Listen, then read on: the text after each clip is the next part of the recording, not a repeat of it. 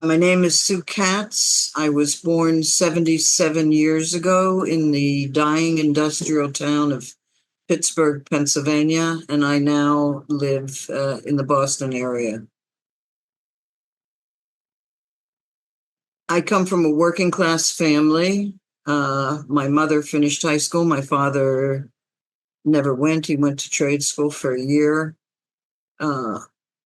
All four of my grandparents were immigrants that basically fled pogroms in Europe. I'm Jewish. We didn't belong to the synagogue because we couldn't afford it. So I never had a Jewish education or any kind of religiosity. My father wasn't even bar mitzvahed because they couldn't afford it. I went to public schools. High school was fairly rough, inner city school. Probably the biggest thing that happened to me as a child is that I fell in love with another girl in my junior year of high school. We got caught in our senior year. That would be 1965, long before Stonewall or the movement, when it was illegal, when it was considered a mental defect, when punishments were very cruel. So I was happy to get out of there at 17 to go to college on a full scholarship.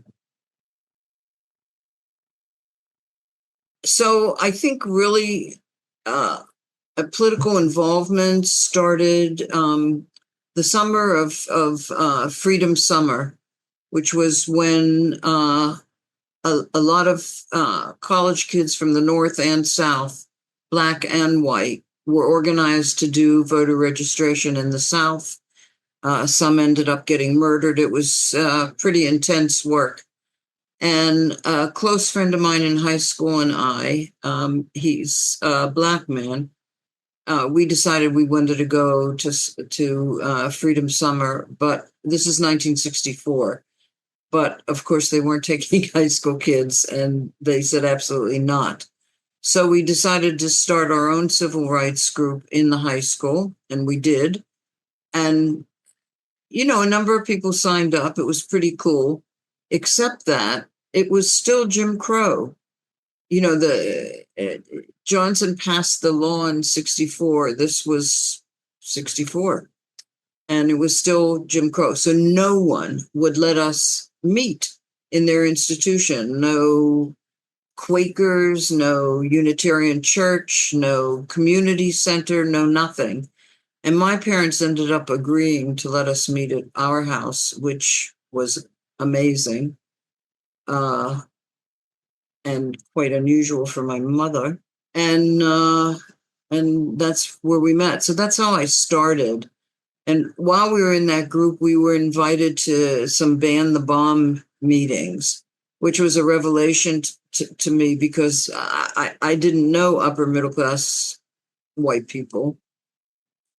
And I had never seen a meeting where you had cheese and crackers and wine. It was like an introduction to a new world. It wasn't my main thing, though. Yeah, and then I escaped as soon as I could, to Boston, where I had a full scholarship for college and began there.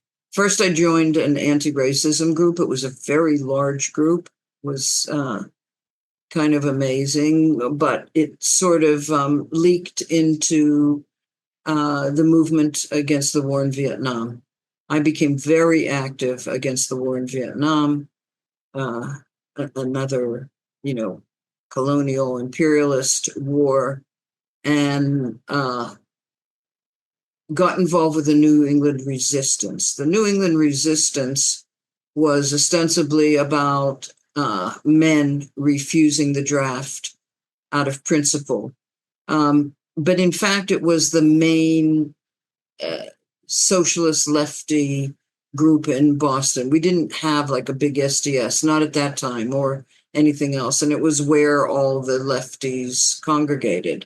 So I joined, I became very active, and I had a lot of experiences, besides being a woman and having to do the mimeographing, and which people who are watching this probably don't know what that is, and making the coffee and all of that. But I also did a bit of the writing, quite a bit of the writing. And I did security because I had been training in the martial arts already. And I ended up, the most fabulous experience I had at the Resistance was we had the Panthers over. Bobby Seale came, and a bunch of the Panthers came for a big rally. There were about 250,000 people on the Commons and to see the Panthers. And I was ahead of security for the whole thing. So I was ahead. I mean, they brought their own security and whatnot, but I was ahead of them. And I was wearing like a little mini dress with cutouts, and I had a walkie-talkie that was as big as my thigh, which I remember because there's a picture in some book of this. So that was really great, a great moment. I never hung with them or anything. Later, I got involved with the Panthers. So then I quit school and took off. Instead of going to my senior year, I got a job with the Resistance, working for the Resistance full time with some minuscule stipend that I could barely live on. However, the Resistance was really divided between the Wobblies, the anarchists, and the communists who were devoted to the Soviet Union. I was recruited into the Wobblies when I joined the Resistance, and it was the first organization I ever paid dues and had a card, and which I found and lost again recently. A card, my Wobblies membership card, and the big World's Union. It was just a fabulous. It was a very active organization then, and very excited to sort of revive the Wobblies. So we were a chunk of the Resistance, and the communists were another chunk of the Resistance. We had a leadership vote shortly after I started working there full time, and the communists just brought in literally busloads of people, and we lost the vote big time, and I was out of job. So I went back to school my senior year, and before I went back to school, I was recruited by Roxanne Dunbar Ortiz. She is well known now for her books around class and for her books around Native Americans. But then she had decided, she was very prescient political actor, and she had decided there should be a women's movement. And she came to Boston, where she knew there were a lot of women because of all the schools, and started a group called Female Liberation and recruited me into it from the Resistance. Came to the Resistance and said, I want to talk to you. Yeah, I was in that group. It was really a weird collective, very weird, which is a whole other story. And then I went back to school, and I started a women's liberation collective with a few other people. We ended up 10 of us. It was probably the most intense period of my life, coming to consciousness. It's a long story. That experience of starting the women's and realizing that all these failures in your life, failures to be accepted to study this or that, failures to get a job and everything, that it was systemic, not my personal problem. We all thought we had a personal problem. Same with rape, same with being beat by men. And it was really an intense year. But it was pretty great. I had been in New York and met this anarchist collective called Up Against the Wall Collective. And they called themselves a street gang with analysis. They were quite amazing roughnecks. And when I came back, I suggested to the collective that we call ourselves Stick It in the Wall Motherfucker Collective, which we did. And yeah, that's a part of Boston feminist history that is not much covered and not much discussed, unfortunately. So then when the year ended, the collective ended because everybody graduated and went wherever they were going. And that we had been meeting secretly, we being lesbians had been meeting secretly, but it was before you said the word lesbian or you said any kind of word like that. And Stonewall happened. And some of us formed a collective, a working class feminist lesbian collective, because we had met these women from Iowa City who were talking about class in terms of women, class in terms of the women's movement. And it just was a big turn on for us. So we really got into talking about class and trying to get the Boston movement to talk about class. And we were incredibly not popular. People just really couldn't stand our politics. I should mention that I was very involved in the takeover of a Harvard building. It was a historic action. We held it for 10 days and nights during this time when we had formed the Lesbian Collective. And there is now a film which people can finally see for free on YouTube called Left on Pearl, which to me is the best documentary ever made. I mean, I love this film, and not just because I'm in it. But Left on Pearl, it was a labor of love. It took 10 years for the women to make it and to fund it. And it just is the most feel-good film I've ever seen in my life. I recommend it. And we also put out one of the very first gay and lesbian publications called The Lavender Vision. And it kind of still lives. Like I had an article in the first issue. There were only 2 issues. It was right out of our pockets. We did everything.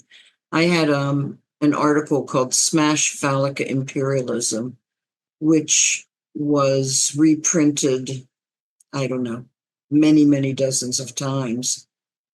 Even though it embarrasses me because I disagree with a good half of it now. But, things change, you learn things. And I lecture about it every year at Harvard in a course that reads it as a foundational document of the gay movement.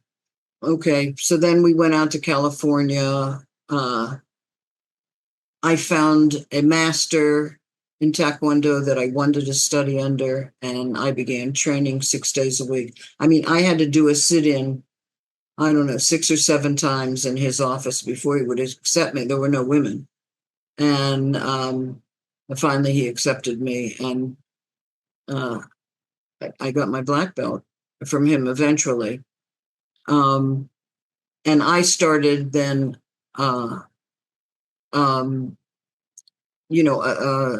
fighting school for women. I'm extremely literal as a person. I am not at all poetic.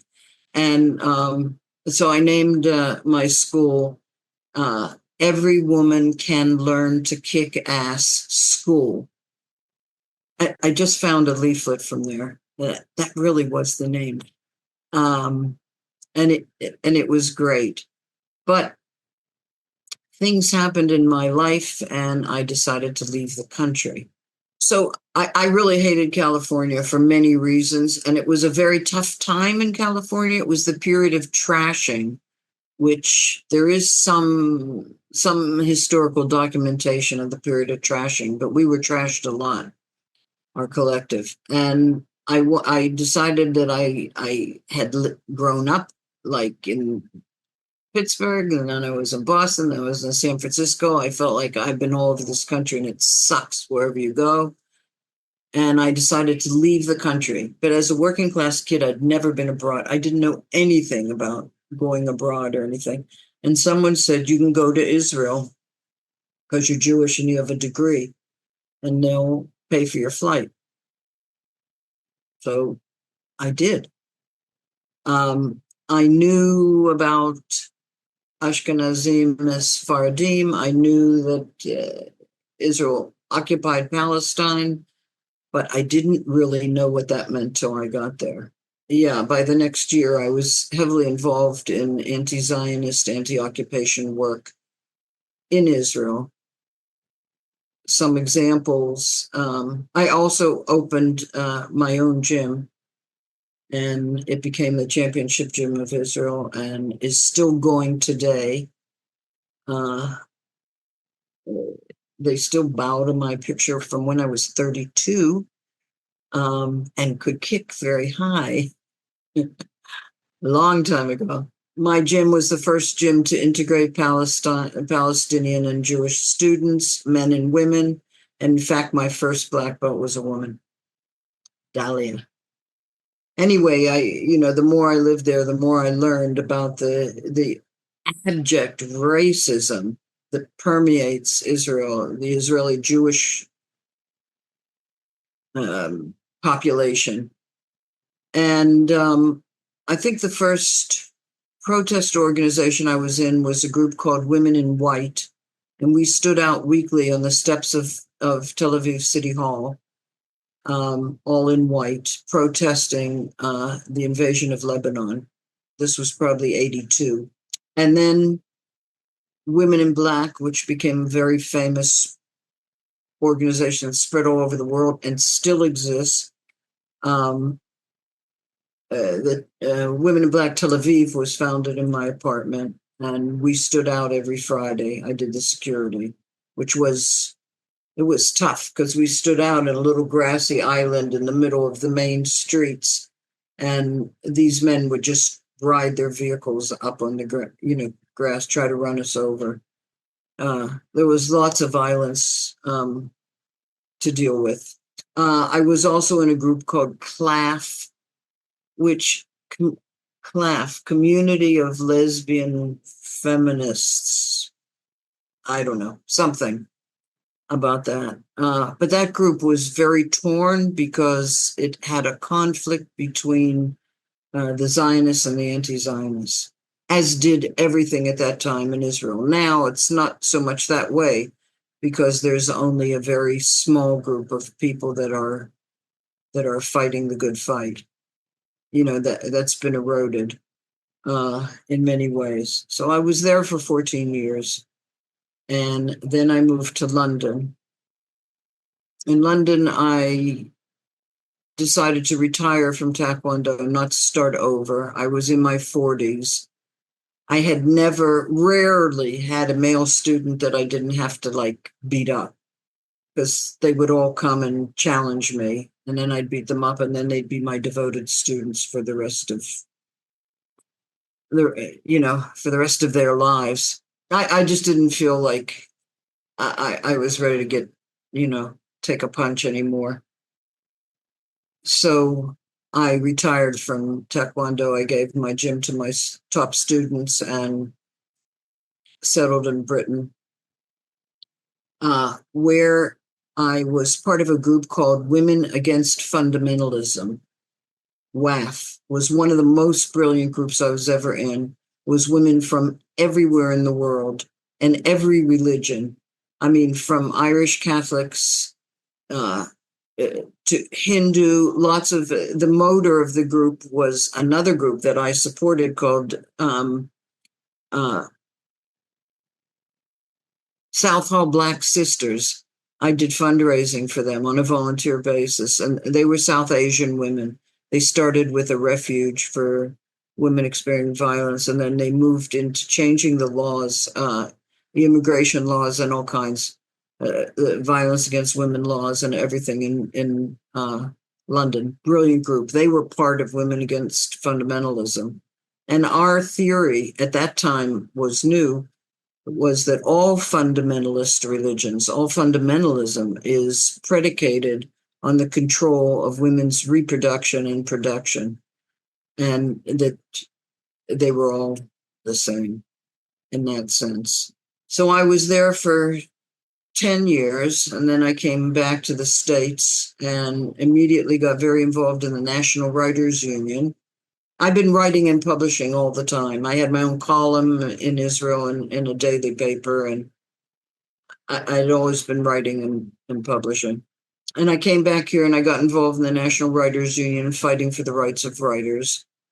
And then I moved from journalism and essays to fiction and to books. And that's what I've been writing the last, I don't know, 15 years or so.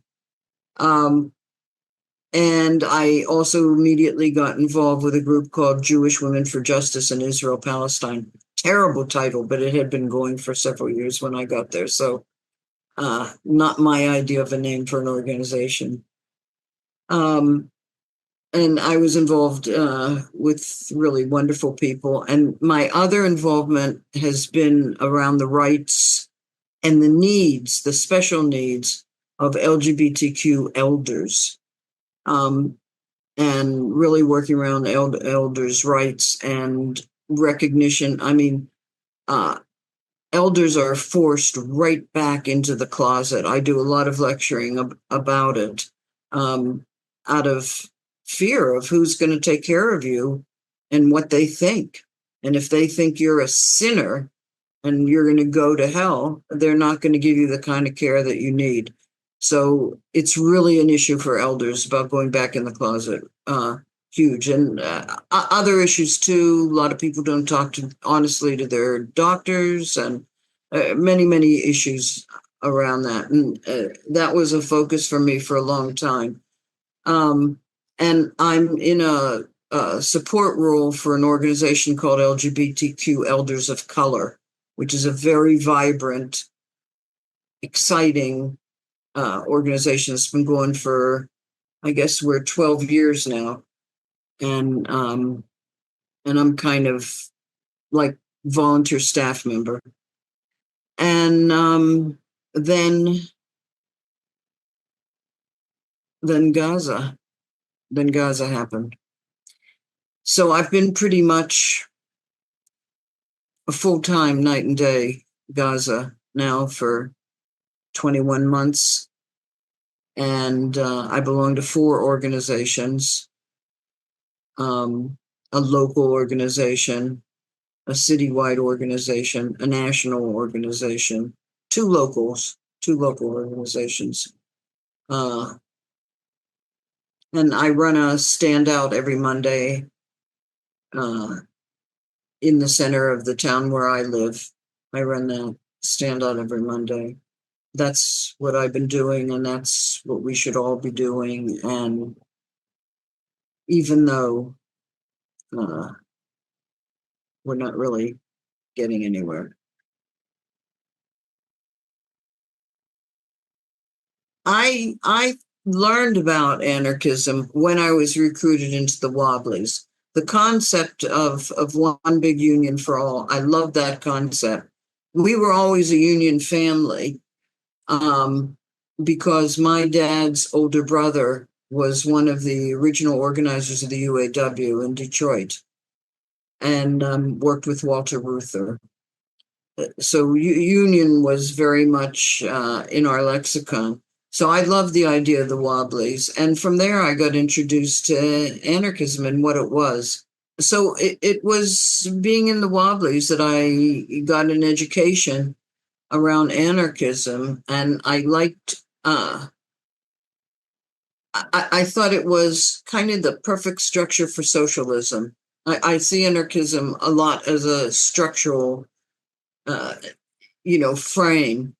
And I like that it's decentralized. I like the notion of networks. I like collective decision making.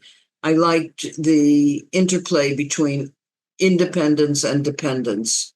And in fact, when the women's movement started, it was an anarchist movement.